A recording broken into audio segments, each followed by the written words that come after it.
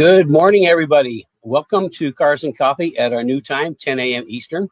And if you're a car guy that wants to learn more about cars and performance, you're in the right spot. We're going to spend the next hour talking about, on today's topics, we're going to talk about improving the front grip so you can turn on a dime. We were going to talk about the cold air kit for the 550 Mustangs, but I got such great questions this week. I'm going to postpone that till next week. And then, of course, we typically do quick hitters, which are like quick questions I can answer, except the questions are so good this week, I'm going to spend a lot of time on them. So this is Kenny Brown, and this is my Cars and Coffee, where I try to share with you some of my 40 years of professional motorsports and building some pretty cool street cars, track cars, and championship-winning race cars.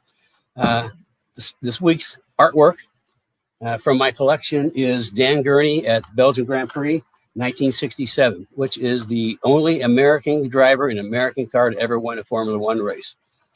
And he had the Westlake V12, so it was actually a pretty cool car. But it's part of American history. I should have had it up a couple of weeks ago because the Formula One was at Spa, which is in Belgium, one of my all-time favorite tracks. If there's one track I would want to drive on my bucket list, it would be Spa. So,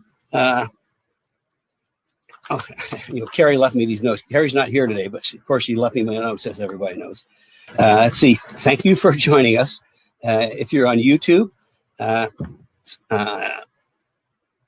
you haven't subscribed yet, please hit the big red button. She's not here to tell me that this week, so I have to kind of do it on my own. If you want to subscribe, hit the big red button, and to get notifications for when we're going to go live, there's a little bell.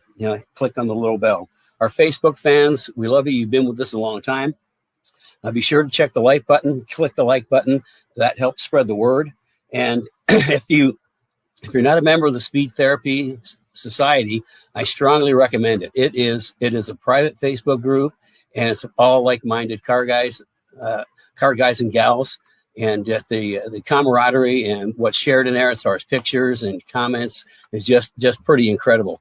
So if you're not a member, please join. And that's where all the questions come from. Any of the questions that I answer in Cars and Coffee all come out of the Speed Therapy Society. So then, of course, if you like what we're doing here, please share it with your friends. We need to spread the word. I mean, it's always good. It helps in Facebook land. So with that, I think I'm going to kind of move into, got to go make sure I read everything. Carrie's not here to yell at me, so I got to be really careful. I do everything on my own. Oh, also, if you got questions, you can send them in through the comments, because if I have time at the end, I'll try to answer some of your questions. So you can send in questions live. So let's kind of move down to the first of our questions is from Greg Simmons. And his question is, what are the jacking rails for? Okay, that's a great question. And let me take you back in a little history. 1986, I was building, managing, engineering the Celine R Mustangs in the SCCA Pro Endurance Championship. And in endurance racing, you got to do a lot of pit stops, a lot of tire changes. You can just imagine how many times you have to jack a car up in a 24-hour race, even a 12-hour race. And it's, to have to crawl under every time and look under the car that's lowered to find a spot to jack it up, just waste time. So what we did is we put a 1x1 steel tube, or square tube down right by the pinch weld so that we could jack the car up really quickly. Well, the SCCA saw that, and they thought because it wasn't part of the roll cage that it was an extra chassis stiffening device, which come on, really? So we had to do it. We had to put it at the third, 1/3 and 2/3. We had to take a hacksaw and hack a little bitty groove into them so it wouldn't be considered a full tube. I don't know why. In 87, they were on there and didn't bother us. So anyway, that's where the jacking rails for Mustang started, was in the 86 Celine endurance cars. And then about maybe 88, 89, we were doing a lot of Mustangs. And I would put jacking rails in all the cars we did. I said, well, why don't we bring this to market? So that's when we took the jacking rails to market. And it is an amazing help. If you got a lowered car, you know what it's like to kind of crawl under and find the right spot to stick the jack. and sometimes you miss. Well, with the jacking rail, it's right along the pinch weld. You put the jack anywhere along the pinch weld. Plus, after it's jacked up, you can put your jack stands right there on the jacking rails, which opens up completely underneath the car. And a little trick that we do is, once you have a jacking rail on and you put the jack in for the first time and you jack it up and you jack it up and just touch the jacking rail, what we do is we put a little piece of tape or a mark right on the jack at the outer edge of the car. So all we have to do, don't even have to look under the car, just roll it into that mark, jack it up, car goes up in the air. There's, Wes, who does some of our installation videos, had very good comments to make on that. If you haven't seen the video on the rear grip kit installation, that's a good place to show you, how well they work. We've got jacking rails for the Fox cars, which they started, the SN95 and the 197s. 550s are coming soon. Now, it's interesting, the jacking rails that we came up with for the Fox also fit the SN95. They also fit Gen 1 Mustangs. So that's our straight tube. But for the SN95s, it was a little trickier because the pinch welds. So what we did is we went to inch by inch and a half, and we have these holes in there that match up to little pin marks on the pinch weld. So they can just weld right up there, jack the car up, and away you go. All of our undercar chassis pieces, like jacking rails, subframe connectors, matrix brace, they're all zinc plated to resist rust. At least, we spend a little more money getting good plating on them so they don't rust. I don't like powder coating things that go underneath the car because sooner or later that chips. And if you got to weld something that's powder coated, the fumes are noxious. So everything we do under the car for chassis is zinc plated. Okay, so jacking rails, you need them. If you don't have them and you have a lowered car, they're well worth the investment. I mean, it's just so much easier to jack the car up. So that's what jacking rails are for. Exactly what they say, jacking the car up. And they work really well. Okay, now here's a good one. Bray Earls, do you sell brake pad capable for street and autocross for the S550s? Well, the answer is yes. We sell a lot of brake pads. And the reason we sell a lot of brake pads is because we have different compounds for different applications and different heat ranges. And what do I mean by that? What I mean is that you need to match your brake pad compound to the temperature that your rotors, maximum temperature of your rotors. Now, on Ruby, my 2012 track car, I'll typically see 1200 degrees rotor temperature in the front. And so I have a brake pad that 1200 degrees it's between, brake pads are between 400 and 1600 degrees, so 1200 is right in the middle, so it's perfect. What we've found out is that, if you put like that kind of brake pad in for like street and autocross, it's not going to work. It's not going to see enough temperature for the compounds to work. It's going to make noise and make dust. So getting the compound right is really important. And that's what we have people call in and talk to me, and I'll recommend a compound. From this manufacturer alone, we have 8 different compounds to choose from at heat ranges from 800 degrees all the way up to 2100 degrees. So I'll pick the pad. But getting back to your question, yes, we have a brake pad. We actually have 2.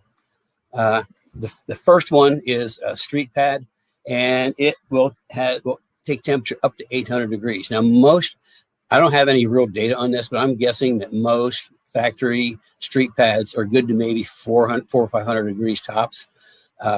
If you do repeated stops, like if you take like OE brake pads out to the track, you're going to burn them up like within a couple laps because they just can't take the heat. So I'm just guessing that they're in that 400 or 500 temperature range. So the first one we have is a street pad that has has really good initial bite, and it's good up to 800 degrees. And that's from like 0 up to 800. So whatever the temperature is, it just bites right away. You don't have to wait to get heat into the pads. The second one is a little more aggressive, and that one goes up to 1,000 degrees. Now, the one that goes up to 1,000 degrees is more of I'd say the first one is a street, autocross pad. The second would be an autocross street pad, if that makes sense to you. And it's got great friction coefficients. It comes on from dead stop all the way up to 1,000 degrees, like I said. Has good modulation characteristics, but it's going to be a little noisier, maybe. It depends, and maybe a little more dust than the GS1 pad. That's the street pad, but that's a great pad as well. So we got 2 pad options. If you want to call the office on Monday and set up a 15-minute consult with me, I can talk through, and we can kind of figure out what's going to be the best pad for you. So the answer is yes. And for the guys that go to the track, we've got, like I say, I've got a great selection of pads. Also, a real bonus is we get our track pads pre-bedded. Anybody that's had racing pads know you have to go out and bed your pads. And if you don't do a good job of bedding your pads, then they aren't going to last as long. And what I mean by bedding is for like say on my car, I've got pads that go between 400 and 1,600 degrees is their operating range. To bed them and get all the gases out and all the volatiles from manufacturing, they need to get up to operating temperature. So to do that, I'll go and that's 70, 80 miles an hour. I'll do a power stop down to about 20 and speed up and then do that a couple, 3 times. And at some point, I'm gonna start getting harder and harder on the brakes. At some point, all of a sudden, the brake pedal gets really hard and the car won't stop. Bingo. That means the pads are bedded. At that point, I drive back to the pits, and the pads have to cool completely after being bedded. And once you get back out, then boom, you got magical brakes. Now, the advantage of that typically takes a whole session to bed a set of pads. So by getting our pads pre-bedded, you don't have to do that. You just don't have to waste a whole session bedding your brake pads. Just put them on and go. And like I say, we got lots of different compounds. And we set up a 15-minute consult with Carrie on Monday, and we'll talk through compounds and see what's going to be the best for you. So, next question. Oh, also, if you have brake pads, you need high-temperature brake fluid, period. You don't want to, if you're on track, you don't want to boil your brake fluid because you'll have a bad day. If the brake, think of this, the brake pads get really hot, like up to 1,000 degrees or so, then your brake fluid's getting really hot. And if you don't have high temperature brake fluid, like I say, you're going to have a bad day. We switched over to brake fluid we're using now is Bear, and they've actually got the highest dry boiling point. So that's why we're using that. It's great fluid at a great price. And also, if you're on track a lot, you need to have brake ducts.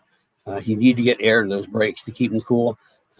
If they get hotter, they get, the faster they're going to wear, because there's 3 things about brake pads: heat, friction, and wear. And all those kind of combine. If for like a street pad, the heat goes up, the friction goes down, and the wear increases dramatically. For a race pad, the heat goes up, friction goes up, and if you get out of the range of that pad, then the wear goes up. So it's always important to get your brake pad, your brake fluid, and brake ducts if you're on a track car. For even for autocross, I would put good brake fluid in there. You just never know when you have to do a fast panic stop and you spike the temperatures on both the rotor, the caliper, and the brake fluid. So that's my little thing on brake fluid. Okay, good time to take a cup of coffee. Which reminds me, if you're just joining us, I'm Kenny Brown. This is Cars and Coffee, and I'm sharing some of my extensive knowledge and experience of 40 years of professional motorsports and building some great street car, track cars, and championship-winning race cars. And we talked about Dan Gurney is on this side. And for those that have been with you before, you know all about my trusty toolbox back here. That toolbox has been with me for over 40 years, and it has been to just about every major racetrack in North America, and even up to Canada twice, where we won the GT class of the 24 Hours of Canada 2 years in a row. So if Brad one time said, "Boy, if that toolbox could talk," and yeah, that toolbox can talk. It's seen a lot. So we're moving on to Brian, and Brian, I'm sorry, I'm not even going to try to pronounce your last name. I just don't want to embarrass myself. So Let's see, his question is for S197, what is the purpose of the tubular rear control arms and relocation brackets of the rear axle? Also, NVH concerns. Also, what should I expect my coolant temperature to be on track? Currently, I have a Boss 302R radiator, and it still gets the cylinder head is getting at 240 degrees after about 10 minutes on the track. Well, the big question is, what is the water temperature doing? Keeping cars cool is really important, and we've had a lot of customers call, and their cars are running hot on track. And there's a couple of solutions. A vented hood. If you don't have a vented hood does a lot of good things. First of all, it gets the heat out the engine heat out from under the hood, and that does two things: it evacuates heat, and also, if you have a solid hood, when the air comes through the radiator, the only place for it to go is down. And when you get all that extra air going down, what's happening is you're building up positive pressure under the front of the car. And that's not what you want. More positive pressure has less grip you're going to have. So by venting that heat at the top, you're also reducing the pressure underneath the front of the car, which is good for improving your cornering. Example, back when Ford Racing was doing initial development on the Boss 302S, they were at Groton, which is a track in Michigan. And my late son, Paul, brought his hood, which is a really great design, has a lot of vents in it. And they put that, only change they made was they put that hood on the car and dropped the water temperature, and I can't remember exact number, but they picked up like over a second in lap time. So a vented hood is one good thing. If you don't want to go to the expense of the vented hood, we've got just a fabulous radiator. It's our triple. It's triple thick and triple pass. What I mean by that is it's really thick, and we use a smaller tube so that we get more tubes and more surface area, and it's like really thick. But the other thing, it's triple pass. Now, a standard radiator is single pass. It'll come in on the passenger side, kind of float through, and then go out on the driver's side at the bottom. Well, that can cause just spots in the lower right and the upper left corners, which don't get as much cooling capability because water is going to take the easiest path. So in stock car racing, the twin pass radiator has been really popular for years. That's where the water comes in one side, makes a U-turn, and goes out the other side. Well, that's good for GM cars because I guess both engine waters on the same side. But for a Mustang, that won't work. So we come up with a triple pass where it comes in the top, goes across, makes a U-turn, goes back across, makes another U-turn, goes back across again. So we get almost total saturation of the water going through, and with the extra fins and the extra thickness, it cools like a dream. We had one customer that was having heating issues at Road America with his Shelby GT350, and by putting the triple radiator in, he dropped his water temperature like close to 30 degrees. So that's a good way to bring your temperature down is with a good radiator, and also if you can get a good vented hood, that'll help too. And if you get a vented hood, make sure the vents are closer to the radiator than the windshield, because if it's closer to the radiator, you've got fast moving air at that point, which is negative pressure, which will help suck the air out from under the engine. If you got it all the way back, like near the cowl, that's high pressure air, and you're not going to draw as much out because the pressure at the base of the windshield is high pressure. And that's why a lot of stock cars, they actually pick up air for the carburetor at the base of the windshield because that's a high pressure area. So there's a couple tips on cooling. Now let's get back to the purpose of the tubular control arms and the relocation brackets. Okay, the control arms and relocation brackets are components of a solution. And if people have been with me for a while know that, what I really focus on is creating solutions for Mustangs. And the thing about S197s is they get tail happy, especially the Coyote cars and the GT350s. It doesn't take very much to get the back loose. So what my solution is what we call a rear grip kit. And the tubular control arms and the axle brackets are all part of that. And I'll start with the control arms and axle brackets and work backwards so you can see how everything works together. One to tubular control arms, aluminum control arms, because they're light. They're really light. And also, everybody uses like 3/4 inch rod ends and big tubes. We drop down to a super high grade, professional grade 5/8 rod end. They're Teflon lined. And by doing that, this is like less than half the weight of other control arms, rod end control arms in the market. That's one thing. But if you're looking, you're going to see that that's a little odd. We got different spacers on each side. Well, if you look underneath a S197 Mustang, or look at the control arms, the lower control arms are splayed outward at the front. Well, doing geometry, I spent years working on geometry for Mustangs, and looking at the geometry. If you're looking plan view down and were to draw a point to line to convergence, it's way behind the car, and if you take that point and draw it up through the roll center, then it's pointing up in the air, and that's not what we wanted to do. So by taking the control arms into the front, we'll move the pickup point inboard, and at the back, move it outboard. So at the end, we have a control arm parallel to center line, which is what we're looking for. Because then you don't have this roll axis thing pointing up in the air. It becomes parallel to lower control arms, which we're going to talk about the connection between rear roll center and front roll center. So that's the control arm view and why we do it. Now, the axle brackets are part of improving what's called the side view geometry, side view swing arm geometry, which creates the instant center, and the instant center is what impacts anti-squat. And anti-squat is how quickly pressure gets from the car down to the tires to get forward bite.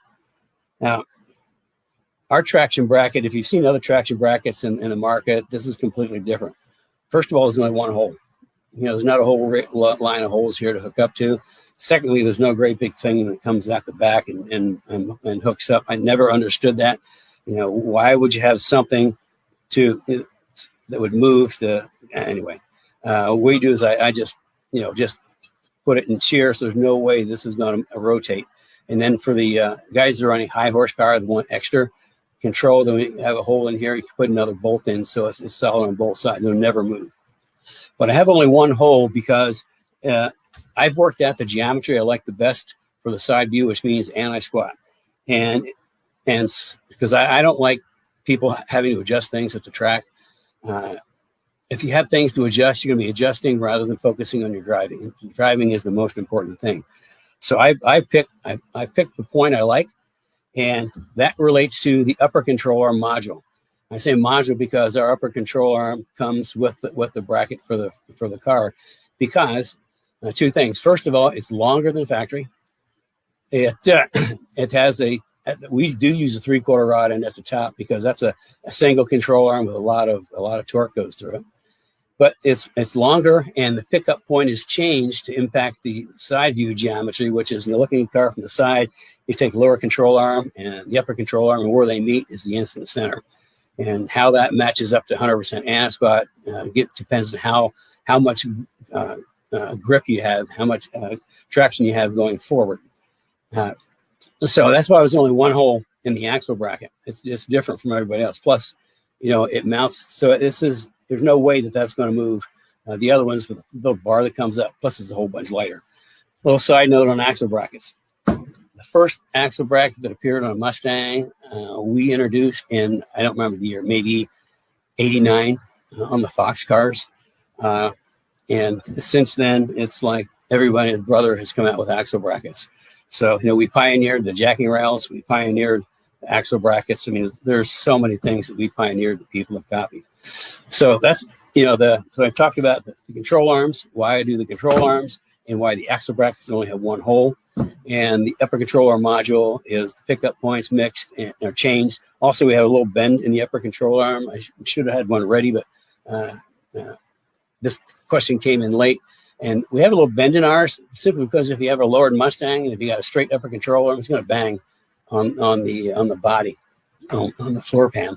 So that's the whole part of it. Now the third part, that's maybe more the fourth part. The rear grip kit is the panner bar, and the panner bar is really, really important because what we do, where the panner bar crosses the center line of a Mustang is the roll center. And in a Mustang, you look underneath an S197, that's right in the middle of the differential. Well, by having the roll center up that high, going around a corner, you can feel the car kind of tip up, and like going around a right-hand corner, the inside tire is going to feel like it's getting light, and also the left front tire is going to be digging in. Well, that's because the roll center is high in the back.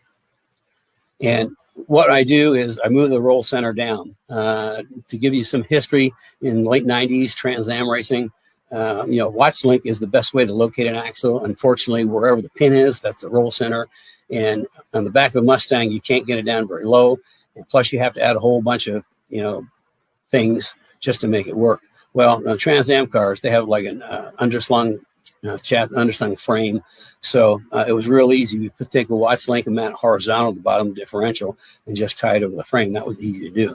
But doing that for, the average guy's garage is pretty difficult.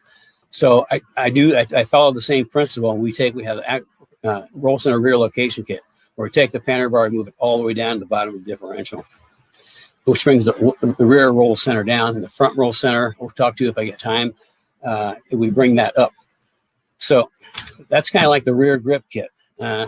Really cool. Control arms, axle brackets with no adjustment. So all you have to do is focus on driving. The upper module is longer, pickup points move, and then we bring the roll center down. So the car, just what that does to the back of the car. If you go into the Speed Therapy Society, the comments of some of the people that put that on their car, it's pretty interesting. If you haven't joined the Speed Therapy Society, please do. Like I say, this is where all the questions come from. So we got through your cooling, and we got through axle brackets. And so now, look, we got one more question, and we'll start talking about front grip.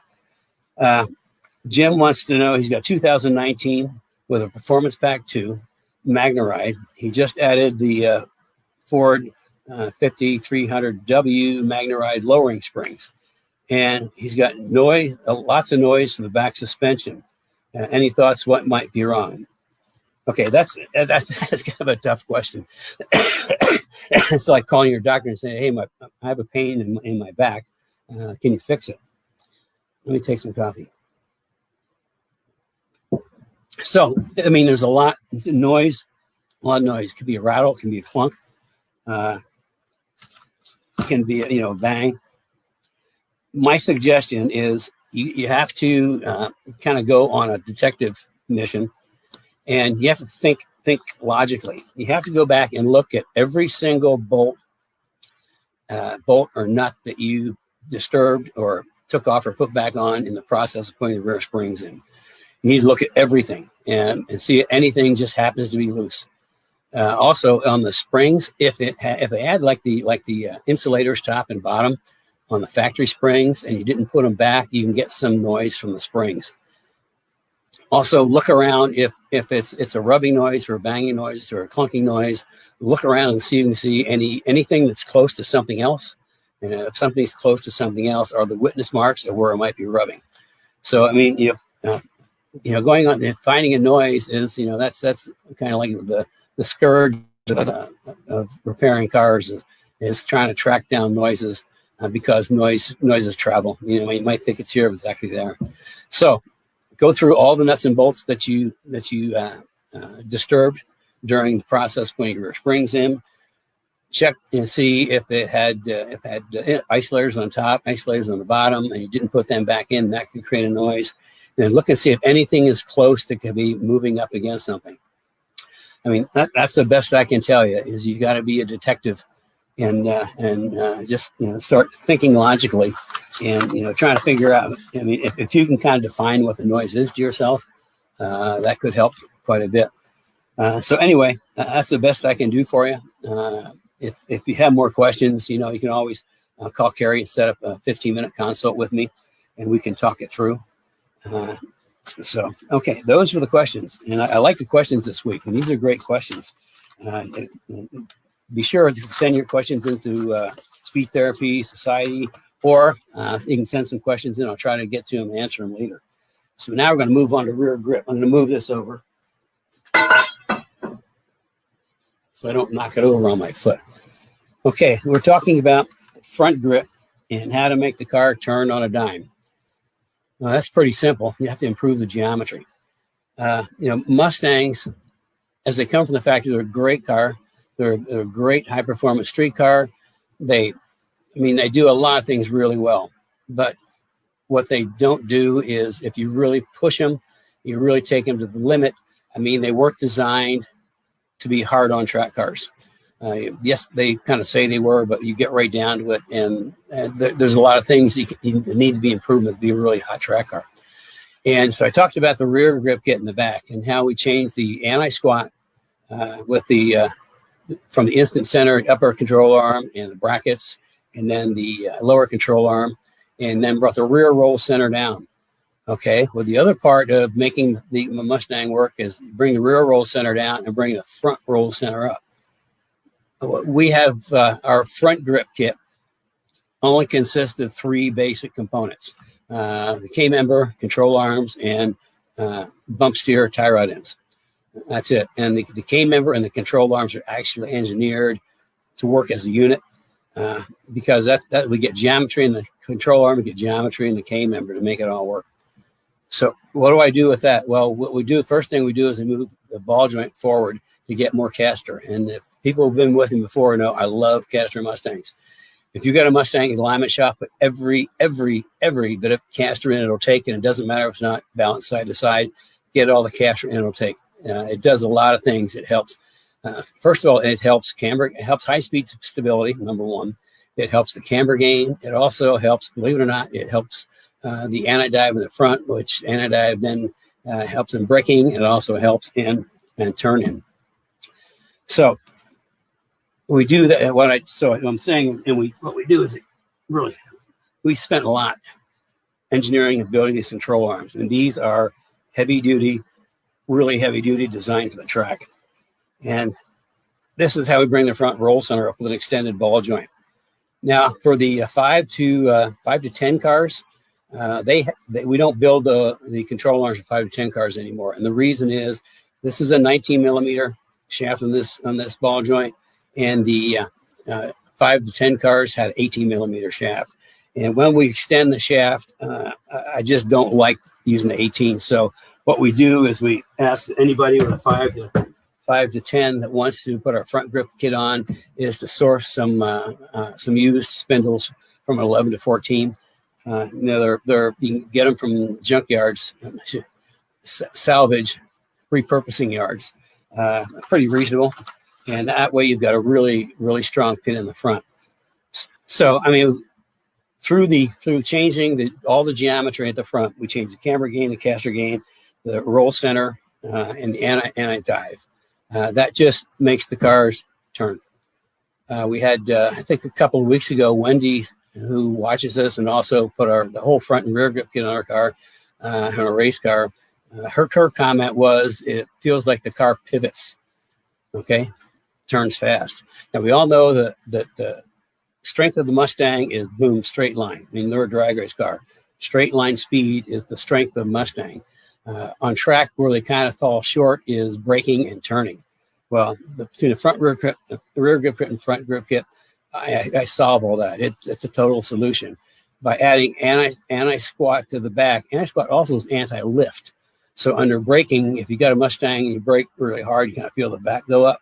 Why, by putting anti-squat in, it also is anti-lift, so the back doesn't want to come up. And then we put anti-dive in the front, so it doesn't want to like nosedive on you. Those two things, plus the front roll center up, the rear roll center down, just change the car completely. Because what I engineer the suspension around is the strength of the Mustang and the weakness of the Mustang. The strength, straight line. So with the anti-squat and anti-dive, you can brake really, really late. In racing, that's the best opportunity to overtake somebody's under braking. In track days, you can use your braking capability to like intimidate somebody in front of you so they'll get out of your way.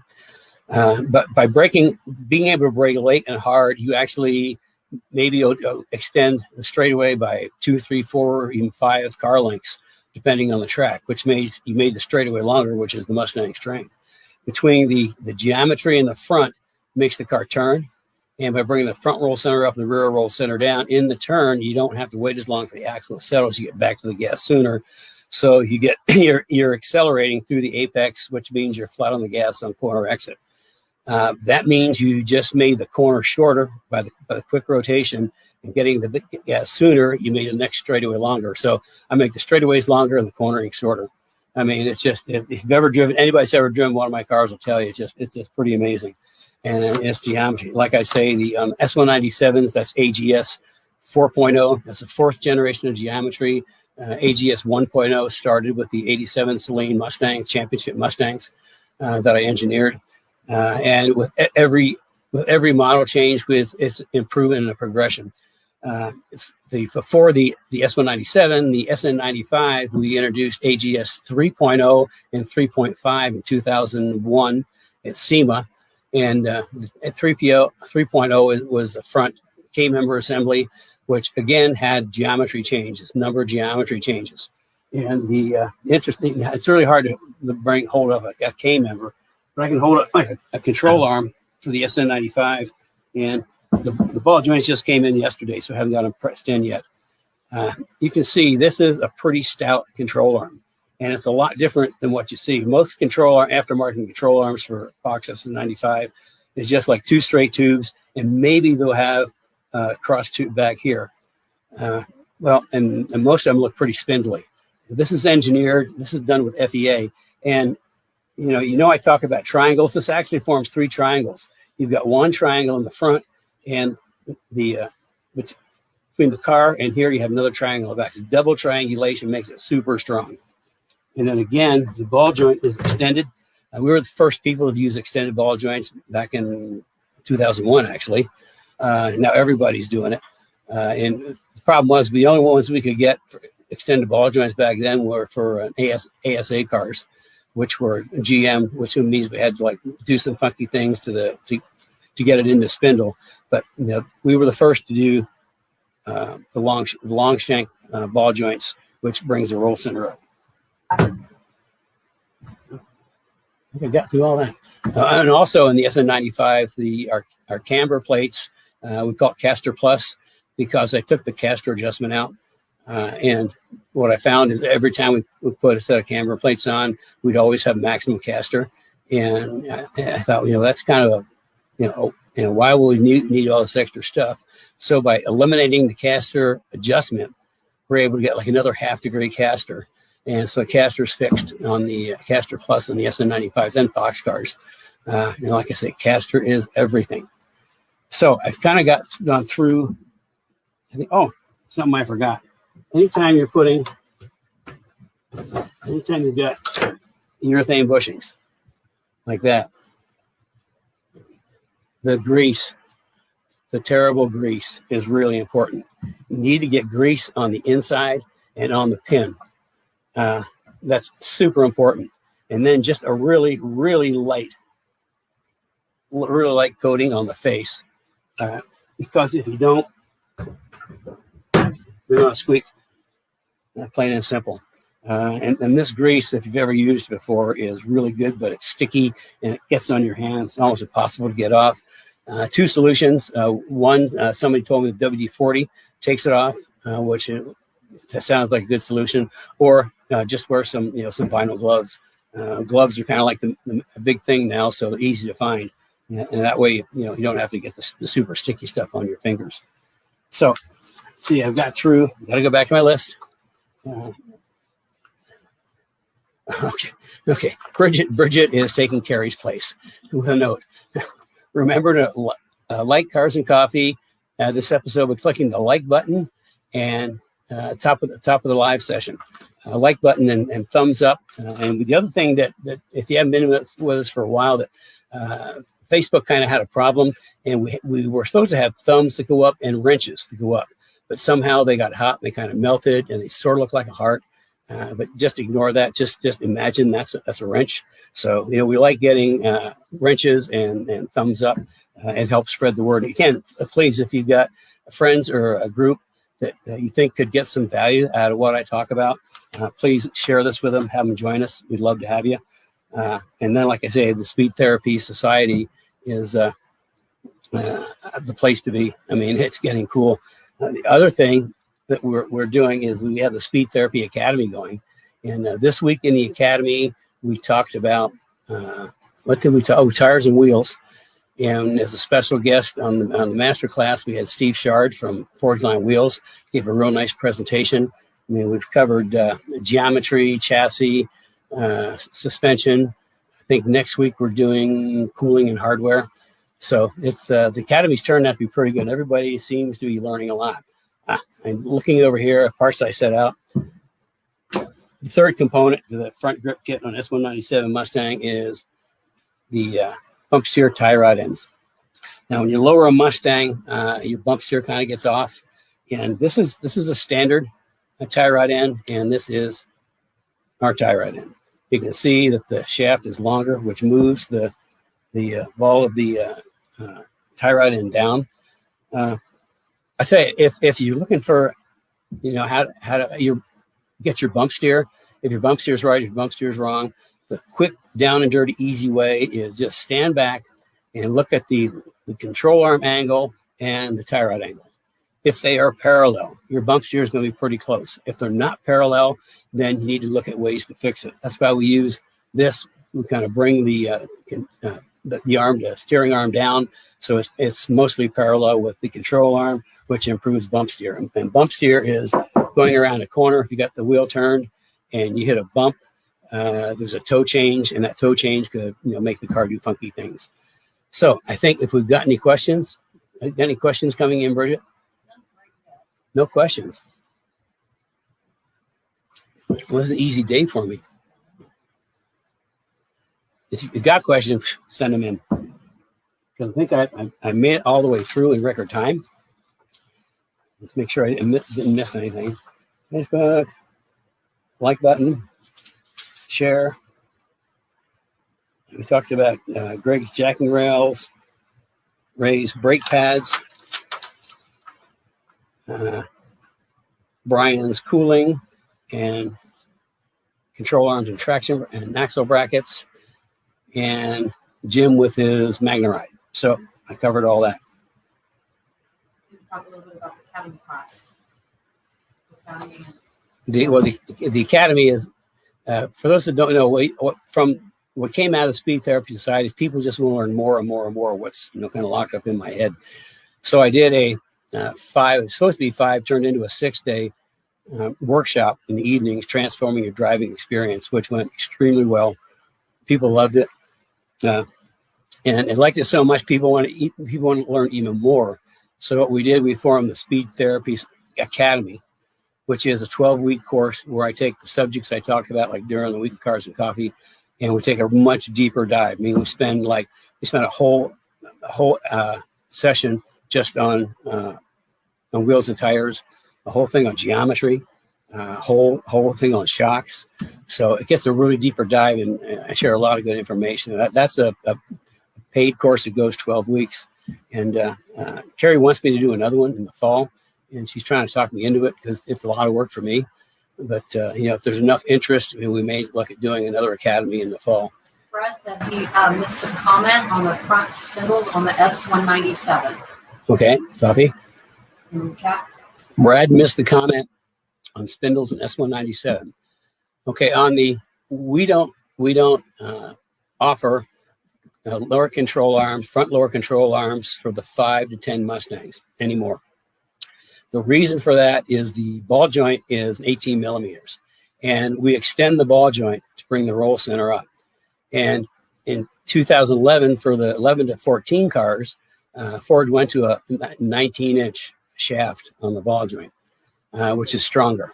If Ford went to it for the regular street cars, we certainly should go to it for the earlier cars because it's got a longer shaft, and longer shaft, there's more things to go wrong. So for the 5 to 10s, if you want to put the front grip kit on, you need to go out and look for from salvage yards or online S197 spindles, or you can call and have Rich try to help you find some.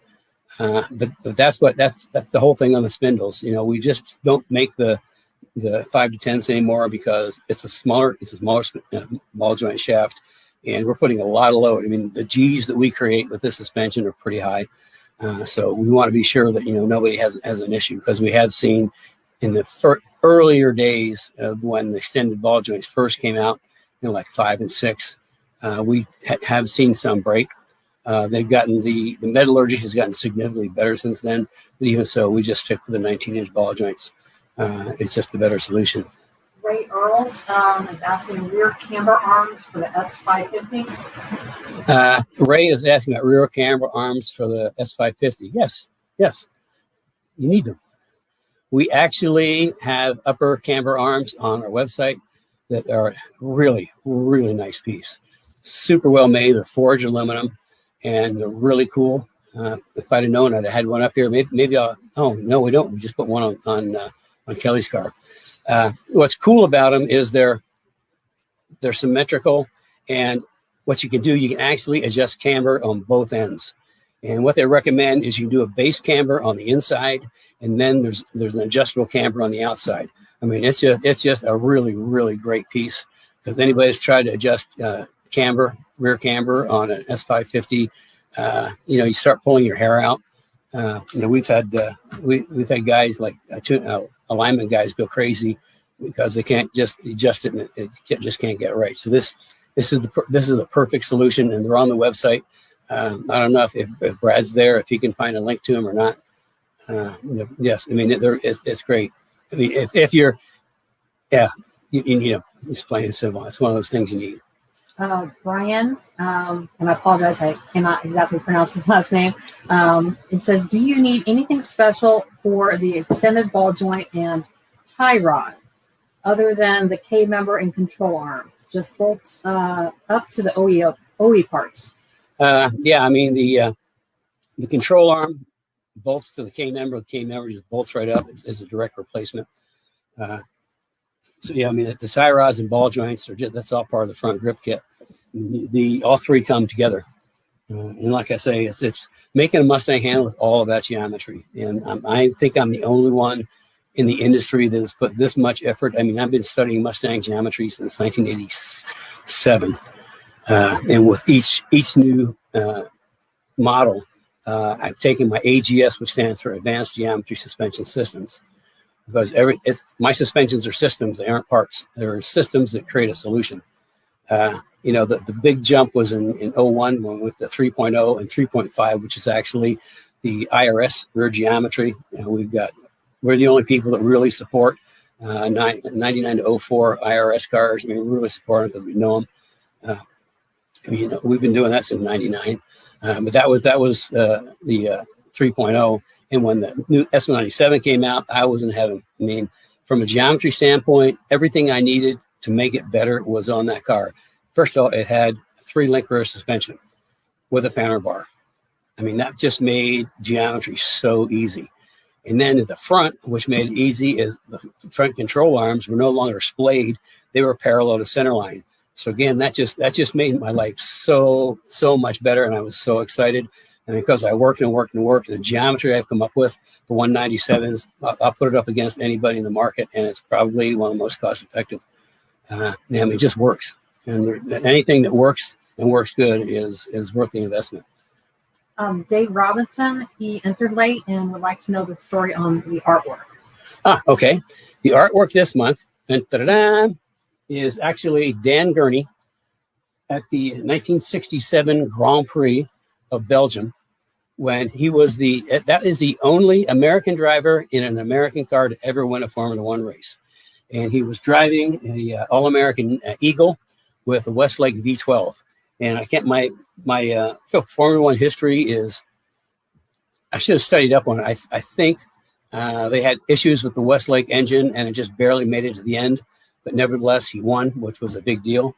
And this is one of my pieces of artwork, and people that have been with us know that every month I put a different piece of my artwork, automotive artwork collection up to share with you. So yeah, Dan Gurney and Eagle at Spa. I should have put it up a couple of weeks ago because Formula One was at Spa, which if it came in late, I mean, that is one track on my bucket list. If I could only drive one cool track in the world, it would be Spa. I mean, that track I don't know. There's something about it. Brian West asked, don't you also need spindles for the 05 to 10? Yeah, that's what I talked about. 5 to 10 Mustangs need the spindles because of the ball joint.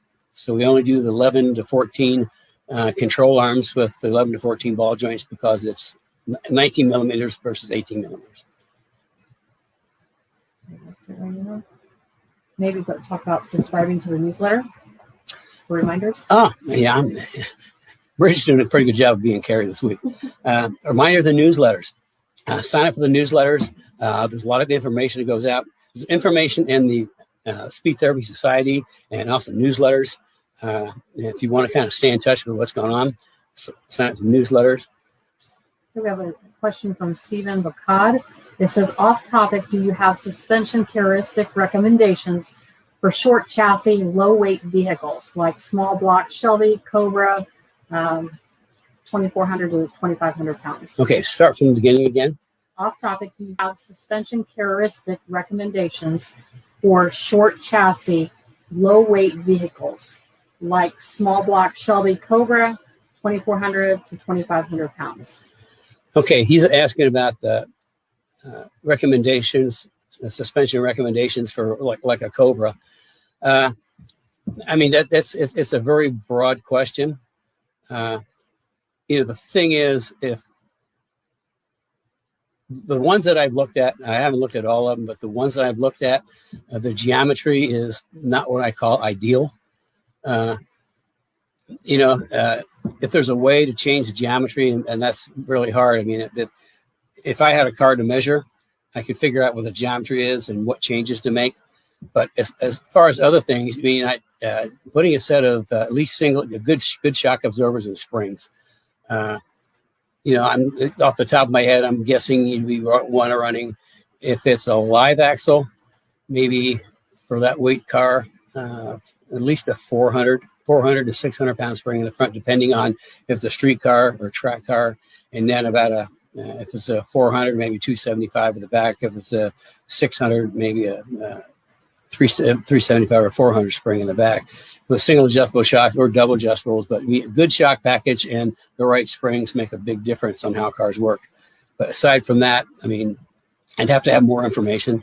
If it's something that you want to look into deeper, again, you can call Carrie and set up a 15-minute consult, and we can kind of talk through that.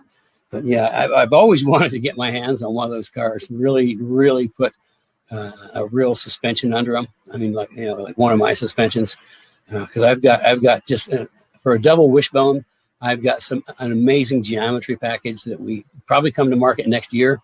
The story behind that is in 2000. I'm guessing this is like 2003. We were partnering with Ford Racing on a double wishbone SLA suspension that would bolt in the S197 chassis. And we got about halfway through it, and Dan Davis lost a bunch of budget. So he was trimming out projects and reassigning engineers. And one of the projects he had to take Jay, who was helping out, the engineer helping us, and reassign him. So he just said, "Here, you take it and finish it." So eureka! All of a sudden, instead of being a quasi performance OE front suspension, it was going to be pure performance suspension. So I got a hold of a friend of mine, Buddy Fay, who's engineered, God, how many different cars. He's won Trans Am championships. He's engineered NASCAR, sports cars, prototypes. He's engineered just about everything. Really smart guy. Anyway, got together with him, and we decided that the best handling live axle cars were the Trans Am cars in the late 90s.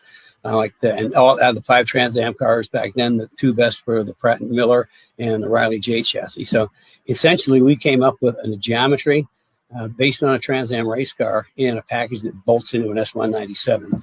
And like I say, I had to put that on the shelf in 2004, 2005 when I was having health issues, and we're going to bring that back. It's the next product on my development list. We've got something that I've got to bring to market first that we'll be talking about in future weeks. I can't talk about it now, but the next thing is going to be that front suspension. That's going to go to probably next spring, I would guess.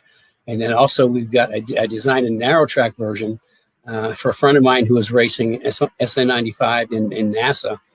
And we tried the bolt. This is when I was still sick. This is like 2010, maybe 2009. We tried to bolt the S1, because I had some prototype, the S197 SLA, it would not fit on. So what I did is I was a friend of mine's shop who actually was a fabricator for Riley and Scott, a race car company. And I sat there and recalculated all the suspension. And in essence, I drew the suspension on the concrete floor with Sharpie. And next to each point, I put the elevation. And, Greg built that, and it worked amazingly well. It's like the best suspension you ever had. We actually have a second set of parts from Steve's car, and at some point we're going to also do a double wishbone for the SN95. But I also like to do a new rear suspension for SN95. We were talking like late next year for all this stuff. But I got some cool stuff coming that nobody else is going to be able to match. Okay. Here we go. This is Carrie with long hair. Okay. She's doing a good job of being Carrie, I got to tell you. And if you like what we're saying, please share. I like people to know, but at least this is all my opinion from my experience, which is pretty extensive. And over the years, I've made a lot of mistakes. And by making a lot of mistakes, I can share with you what mistakes not to make, because mistakes cost money. They cost time and money. So, please share with your friends. We're also on Instagram now. Oh, yeah. I forgot about that. We're also on Instagram. Yes, so follow us there. Yeah, you can follow us on Instagram. I forgot about that. Content there from what's on Facebook. So. Okay, different content on Instagram than what's on Facebook. Yeah. Maybe a reminder that you're going to be talking about the JLT cold air kit. Okay, and next week we'll talk about the cold air kit for S550. And again, send in your questions to the Speed Therapy Society, because that's how I kind of shape the content I want to talk about, because I talk about what you want to learn about. To me, that makes the most sense. And every week we got different questions, and sometimes we get the same questions again, which is no problem. I just give you the same answers again. So if we have no more questions today, we're going to wrap this up early today, which is kind of good for a change.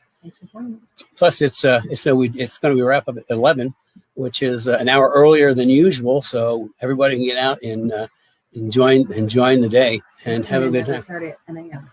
And remember, from now on, it's 10 a.m. Saturday mornings, Cars and Coffee. So this is Kenny Brown. I'm glad you had a chance to join me this morning and join the rest of us, who the Speed Therapy Society people who are always here. And join the Speed Therapy Society.